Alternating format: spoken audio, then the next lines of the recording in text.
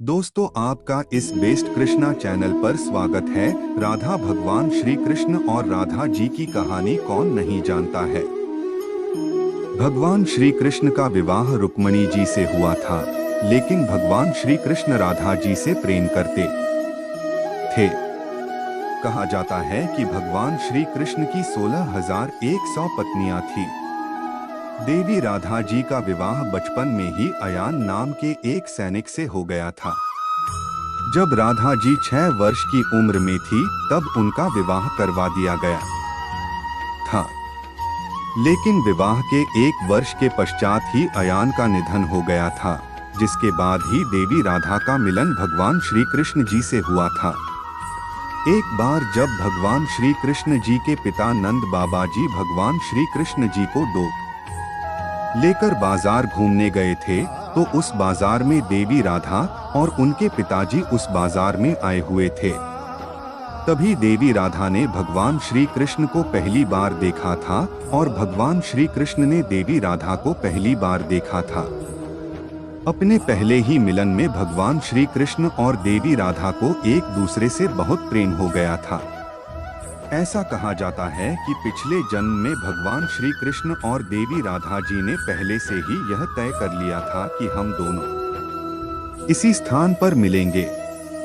जब भगवान श्री कृष्ण जी वृंदावन में बांसुरी बजाया करते थे, तब बांसुरी की धुन सुनकर सभी गोपियां उनके पास आ जाया करती थी।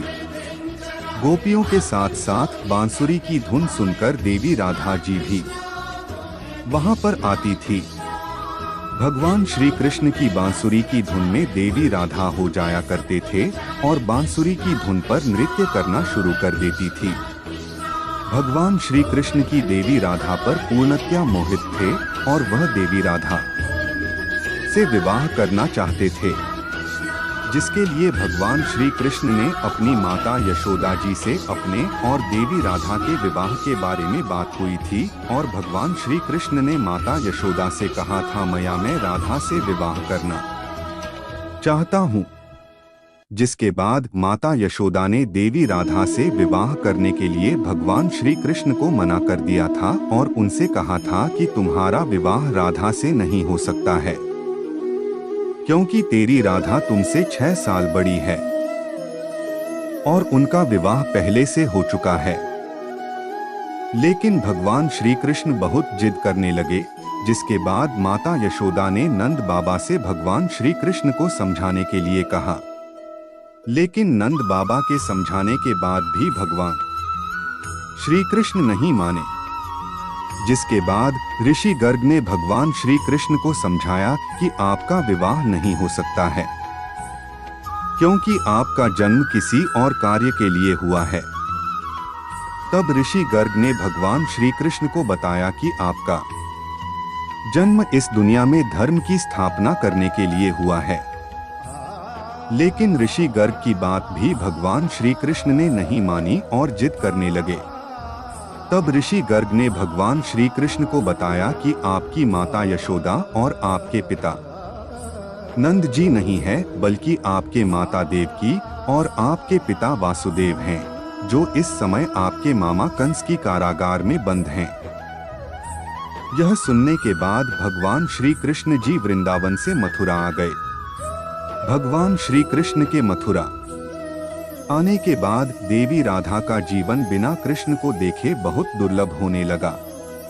भगवान श्री कृष्ण और देवी राधा जी का दोबारा से मिलन कुरुक्षेत्र में हुआ था, जहां पर एक सूर्य ग्रहण के दौरान द्वारिका से भगवान श्री कृष्ण और वृंदावन से नंद के साथ देवी राधा आई थी। देवी राधा सिर्फ भगवान श्री कृष्ण को देखने के लिए ही आई थी। भगवान श्री कृष्ण और देवी राधा का आखिरी मिलन द्वारिका में ही हुआ था, जब देवी राधा भगवान श्री कृष्ण से मिलने के लिए उनके महल में गई थी।